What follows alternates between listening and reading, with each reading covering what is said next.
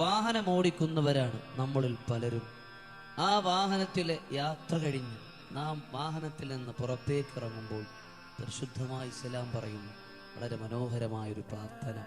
എന്തിനാണ് ഇത്രയും ദൂരം നാം വാഹനത്തിൽ യാത്ര ചെയ്തു, ഒരു പോറല് പോലും ഏൽപ്പിക്കാതെ അല്ലാഹു സുബ്ഹാനഹു വ തആല ലക്ഷ്യസ്ഥാനത്തിൽ നമ്മളെ എത്തിച്ചില്ലേ? എത്രയോ പേർ യാത്രകൾക്കിടയിൽ പാതി വഴിയിൽ സ്വപ്നങ്ങൾ നഷ്ടപ്പെട്ട് ആഗ്രഹങ്ങൾ മാറ്റിവെച്ച് മരണത്തിന് കീഴ്പ്പെട്ടു പോയ, അല്ലെങ്കിൽ അവയവങ്ങൾ ഛേദിക്കപ്പെട്ട എത്ര പേർ നമുക്കിടയിലുണ്ട്. നമുക്ക് ആ ഒരു വിധി റബ്ബ് തന്നില്ലല്ലോ.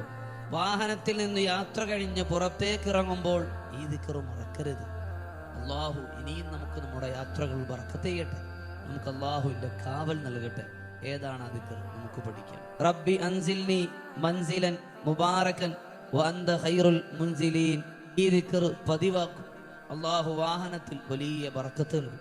അല്ലാഹു സ്വീകരിക്കട്ടെ.